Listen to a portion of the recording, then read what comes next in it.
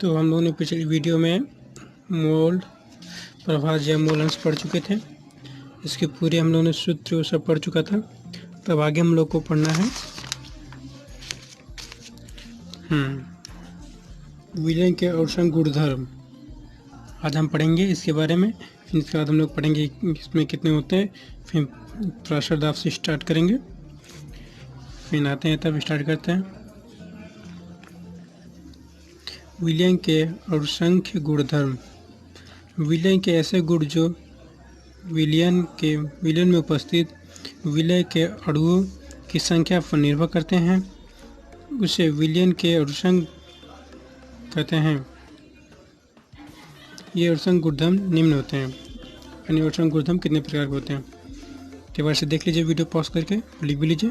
आगे बढ़ते हैं। पहला, प्रासर दाब, क्वथनांक का उन्नयन, हिमांक का उन्नयन, वाष्प दाब का अवनमन, और इसका भी हिमांक का भी अवनमन रहेगा। तो हम लोग पढ़ेंगे प्रासर दाब, फिर इसके बाद क्वथनांक का उन्नयन, फिर हिमांक का अवनमन, फिर प्रासर दाब का अवनमन। तो पहला प्रासर दाब पढ़ते हैं, क्या होता है जान लेते हैं। प्रासर दाब पढ़ेंगे फिर समझेंगे वीडियो द्वारा। प्रासर दाब वह न्यूनतम बाहरी दाब जो प्रासरण क्रिया को रोकने के लिए आवश्यक होता है, उसे प्रासर दाब कहते हैं। फिर पढ़िए, वह न्यूनतम बाहरी दाब जो प्रासरण क्रिया को रोकने के लिए आवश्यक होता है, उसे प्रासर दाब कहते हैं। या एक इसका है, कैसे याद कर सकते हैं।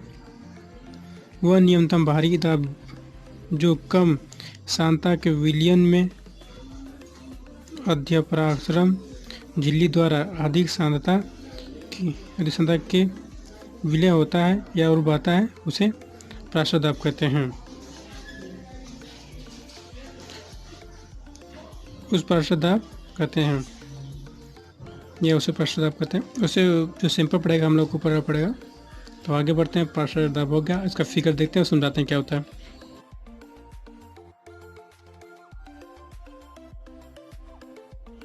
जो प्रासर दाब निम्न है। प्रासर दाब के दो नियम होते हैं। ये दो नियम है। पहला है वंस हाफ का नियम, दूसरा चार्ल्स वांट हाफ का नियम। तो पहला हम पढ़ेंगे चार्ल्स वांट हाफ का नियम। किसी विलयन का प्रासर दाब विलयन की सांद्रता के समानुपाती होता है। किसी विलयन के प्रासर दाब विलयन के सांद्रता की समानुपाती होता है। तो होगा P समानुपाती चिन्ह, फिर C। ओके, ये हो गया वंस हाफ गुणांक का नियम या वंस हाफ का नियम। आगे बढ़ते हैं। दूसरा जो है चार्ल्स वांट्स हाफ का नियम। किसी विलयन का प्रासर दाब उसके क्या थे किसी विलयन का प्रासर दाब उसके परमताप के समानुपाती होता है। जो किसी विलयन का प्रासर दाब होगा उसके परमताप के समानुपाती होगा। यानी P proportional by T, P समानुपाती का चिन्ह T। ओके, जहाँ T प्रासर दाब है। दोनों नियमों को मिलाने पर, जिन दो हम लोग को दिया था, P समानुपाती CT और P समानुपाती RCT। तो अब दोनों को मिलाएंगे तो P हो जाएगा और C से हम कॉमन हो जाएगा। तो हम लोग का RT हो जाएगा ऐसे, जहाँ R विलयन स्थिरांक और आगे P = N/V RT। यदि C = N/V, या ऐसे ले सकते हैं small p = small w/m/v × RT। हम लोग का दिया हुआ है यदि m = w/m,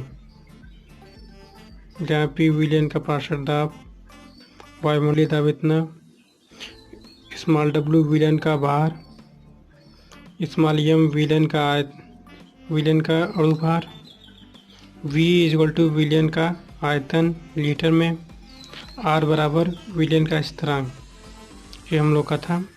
और ये फार्मूला है जो कि इसी टाइप के क्वेश्चन इस पर लगेंगे। तो आगे बढ़ते हैं।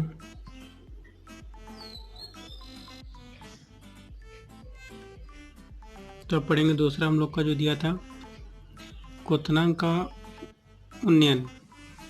तो पढ़ते हैं इसके बारे में।